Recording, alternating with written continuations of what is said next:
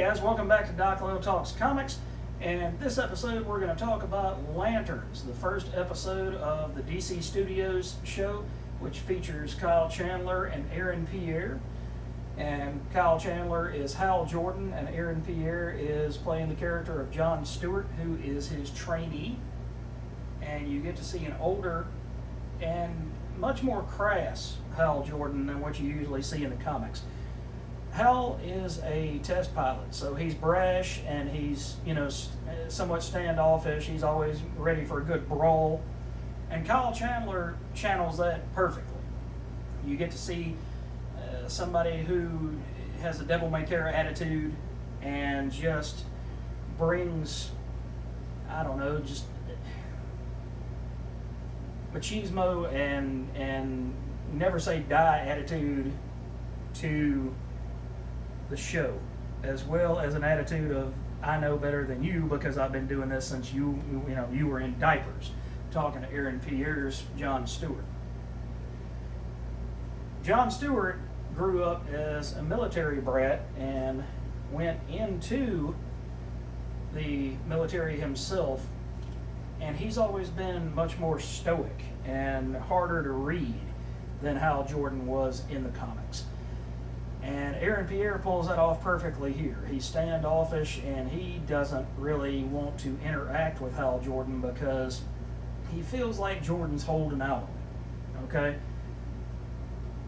It's not explained yet if there's a prophecy that Jordan is going to die, but he is training John Stewart to become Green Lantern should anything happen to him.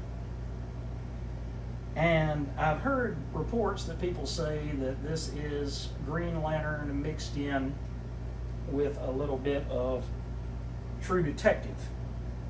And that's true. And in some instances it does the show really well, and in some it hurts it. It helps provide that narrative and keeps it moving forward seamlessly. And on the other hand, it slows the action down. You want to see big bombastic fights. You want to see Hal Jordan flying through space. You want to see him taking on all of the different villains, Sinestro, and the different, cores eventually. You want to see all of these characters.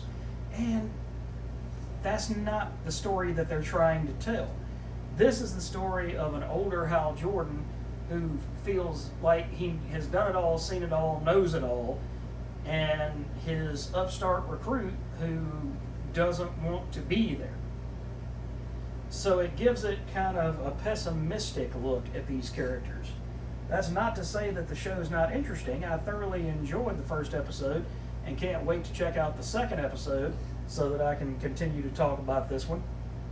But it's a darker tone, and I wanted to say that I always noticed when I was a kid that Marvel, they always call themselves the world outside your window. Okay, so their characters had more real life problems, they were more down to earth.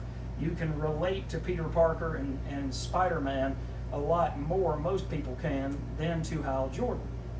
But that's to say that Green Lantern, and Hal Jordan in particular, has always been my favorite DC hero, because it's like watching an action movie. Watching Green Lantern, reading the Green Lantern comics or watching the animated series or something like that, it's always like the die-hard of DC Comics, because Hal is dealing with extraterrestrial things, planet-wide, universe-wide, galaxy-wide things, whereas Superman does that occasionally, but 9 times out of 10, he's going to be on Earth and he's going to be protecting Metropolis or Smallville or something like that. So the show, I'm going to give it a 4 out of 5 on the ranking because I really enjoyed it. I want to see where it's going, and it did have one heck of a cliffhanger, where it stopped on. But at the same time, I'd like to see, more fun stuff. more of the superheroics, more of that. And I get that money is an object. It's not that, money is not an object, even for these big companies like Warner Brothers and DC and things like that. But I want to see these characters in the natural environment in which they were created. And Hal is not meant to be grounded. He's not meant to really be, he's meant to be training somebody, but not necessarily as his replacement in case something should happen to it. Instead, he is a mentor figure. He is somebody that people know they can trust. If he's supposed to be there at 8 o'clock, he might show up at 8:05, but he's going to be there. And so the Guardians, he's their most trustworthy Green Lantern of them all. And it's kind of given him, an edge, but then it's given him a problem.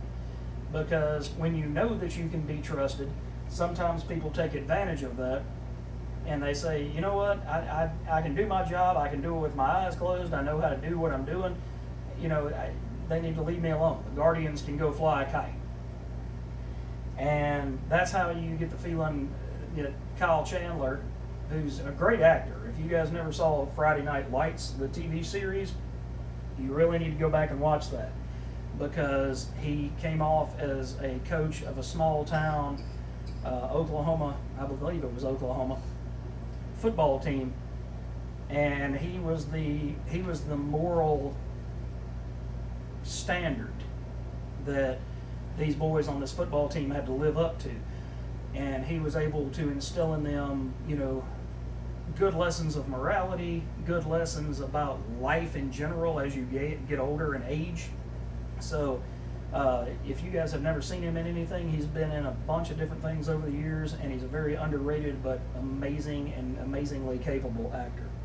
And I haven't seen a whole lot from Aaron Pierre, but like I said, he gets the character of John Stewart down, so that's really all I need to know about Aaron Pierre at this moment until I kind of feel him out later in the series. But anyway, guys, that is it for right now, and the screensaver is telling me it's time to wrap this video up. So I hope you guys enjoyed this initial assessment video talking about Lanterns from HBO Max and DC and the DC Studios. Thanks for watching, guys. Don't forget to like and subscribe, and I will catch you in the next video.